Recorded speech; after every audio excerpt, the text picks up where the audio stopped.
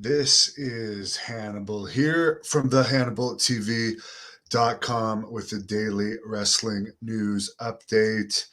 NXT, after a couple weeks in the 0.2s, only did a 0.14 Tuesday night, back down to the numbers they were at prior to their regrouping. So you could say the new set got them out of the 0.1s for a couple weeks, so it wasn't all bad. Bobby Fish and Lio Rush are appearing in All Elite Wrestling now. This news came out of the Dynamite show, apparently. Of course, Bobby Fish and Lio Rush, former WWE performers in NXT, I believe. Don't know much about them. I did meet Bobby Fish at a Harley race camp years ago and drove him to the airport before he made it in wrestling. So I'm glad someone's picked him up because he's a nice guy. And I believe he may have even been trained by Harley Race, one of my all-time favorites. But I just wonder, it seems like they just keep hiring more and more and more people in AEW. And Dynamite is what, 2 hours? Is Rampage 2 hours or 1 hour? I don't know. But it seems like they have so much talent and only like 3 or 4 hours of TV a week and no house shows. So I guess they just want to pay all these people to be under contract and they don't care. Very strange to me. And for instance, Bobby Fish, I guess, is getting a shot at the TNT title next week. It seems like a lot of course, Bobby Fish is a lower version. He's not a CM Punk or Daniel Bryan, but it seems like a lot of these WWE guys are coming in and taking places that the wrestlers that were already in AEW maybe deserved more. I don't know. I have nothing to say good or bad about them because I don't actually care enough to watch either product, to be perfectly honest with you. I'd rather research UFO stuff or watch videos on how to work out better and more effectively.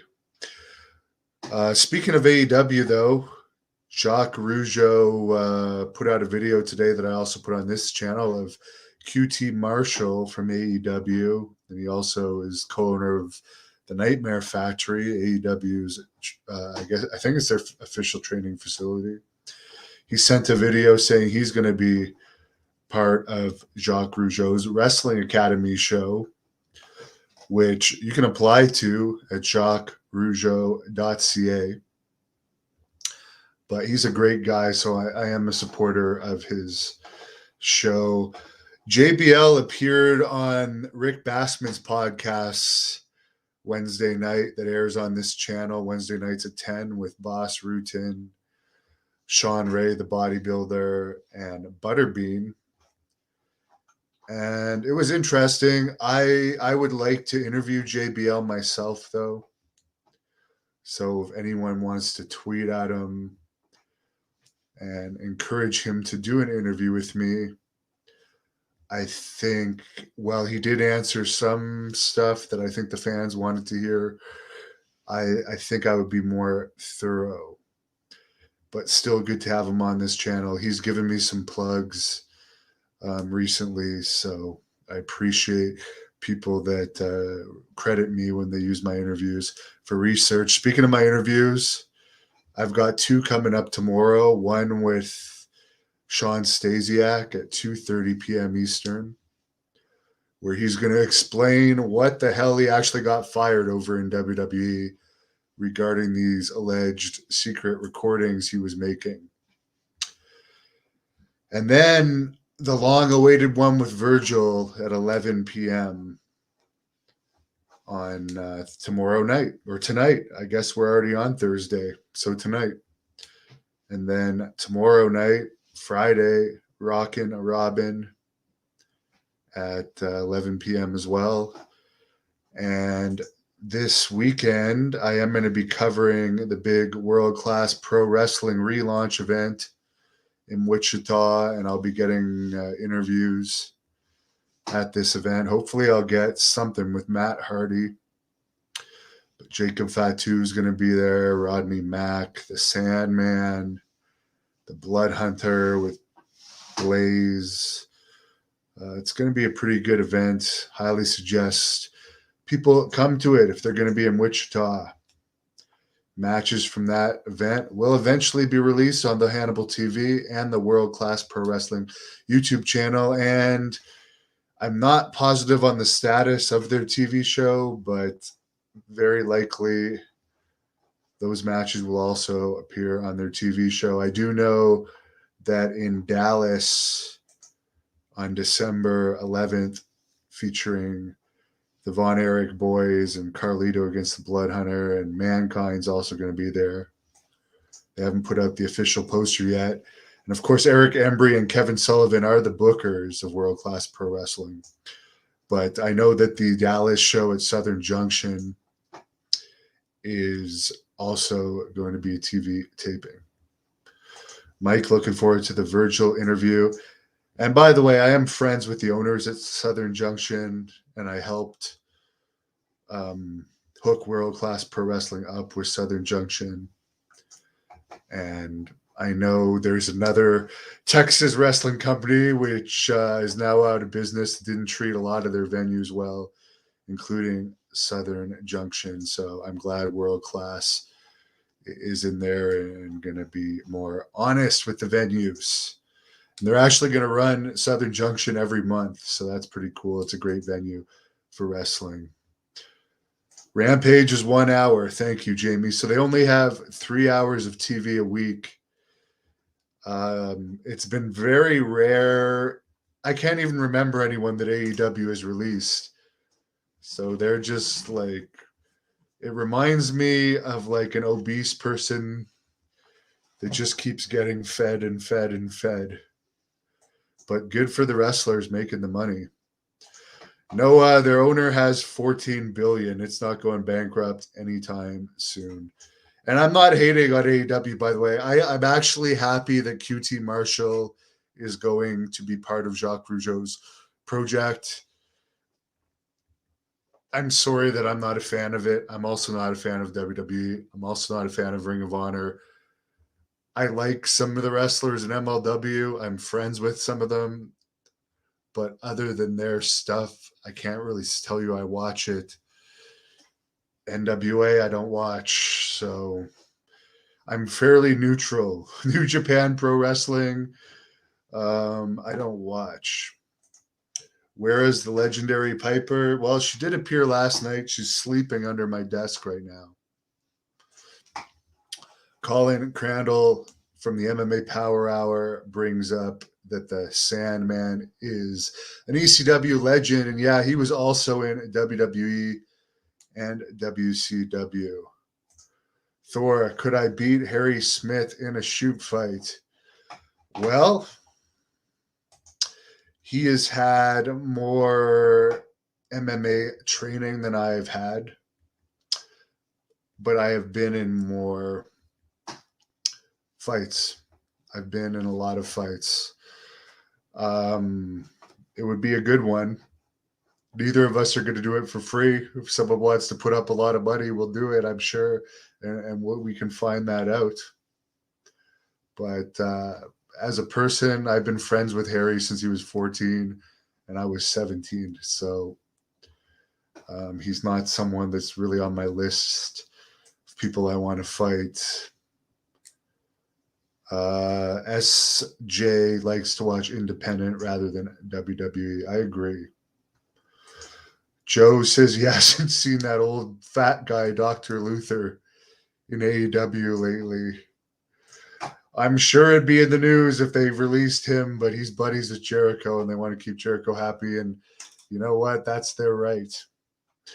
My only issue with him, other than I don't think he's very good, is that they brought him in and they tried to call him the death dealer which was my name in wrestling. So it's like, are you trying to throw a jab at me? I'm retired, so I'm not going to fight for it or file a trademark over it. But I was the first wrestler to go by that name. And superstar Billy Graham actually gave me that name. And by the way, I reposted a video of Billy Graham's final meeting with Hulk Hogan last night. That is a video from 2013. I set that meeting up at the WrestleCon that year that I was helping Billy Graham at. Hulk Hogan was aware Billy was going to come see him. He had approved it. We just didn't walk and cut in front of everyone in line and force our way in. I had asked beforehand if it would be okay for them to talk. And for the people that are saying, well, is Billy dying? Is that why you said it's their last meeting? Billy has been in bad health for years, but he's a fighter. And I really hope he lives a long time more. I'm just saying that happened in 2013. Hogan hasn't communicated with him since then, according to what Billy's told me. And Billy isn't doing any more autograph appearances. His health is terrible. I mean, I hope that WWE would use him one last time in Madison Square Garden and really give the first class arrangement so he'd be able to make it. But he's not going to be running into Hulk Hogan anytime soon. And ever since Hogan got that Gawker settlement and got back on good terms with WWE, I haven't heard of Hogan doing any more independent appearances. So yeah, it is safe to say they're never going to see each other again. I hope I'm wrong on that. Somebody says ouch at the 0.14 rating. Jay, regardless of what AEW is doing, don't you think that Vince's track record means he'll find a way to come back on top? Well, isn't he like 74 or 75 now, Vince? When you get to be that age, I don't know. I don't know if you're in touch with what people want anymore. And I do think that when AEW starts releasing people or when their wrestlers' contracts run out, they've only been in business, 2 years now? Most wrestling contracts are at least 3 years, but when wrestlers' contracts start to expire, there's no doubt that WWE will offer some of the stars offers they can't refuse, and they will switch, or maybe they'll be unhappy in AEW. So then when the AEW wrestlers jump to WWE, that will create some excitement. So there you go. Galaxy, Hogan did the Chicago sports show with Ric Flair in July. Thanks for the update on that. So I haven't heard of him at a wrestling convention for many years. But again, I am Canadian. I do follow who comes to the WrestleCons, though, because I usually cover the WrestleCons. I didn't want to go this year, so I actually gave the table that I had to another company to use, and they thanked me by being dicks. But I'm glad I didn't go to it because I'll be honest, I don't like attending conventions. I really don't. I will attend UFO conventions in the future, but I think my days of covering Wrestling Hall of Fames and conventions are over. I don't really get enjoyment out of it. And there's so much politics at these conventions. People don't appreciate the work that you do giving their conventions and Hall of Fames and events like that. Publicity. So why the hell would I give all these things publicity when the convention interviews rarely actually make a profit, considering all the costs involved with covering conventions? Jonathan, I have no doubt Ric Flair is going to be at conventions. He's a free agent. So there you go. Rory says Virgil's favorite wrestler is Eugene. Well, I'll give Eugene credit. He did defeat me on Sunday Night Heat, but I was only like 24 or 25 at the time, and he got lucky. And that was in Las Vegas. And if I were to wrestle him again, which I won't because I'm retired, I could beat him very easily because I'm much more experienced now. But I'll let him have that victory. Congratulations to Eugene for that. Thank you for watching the Hannibal TV.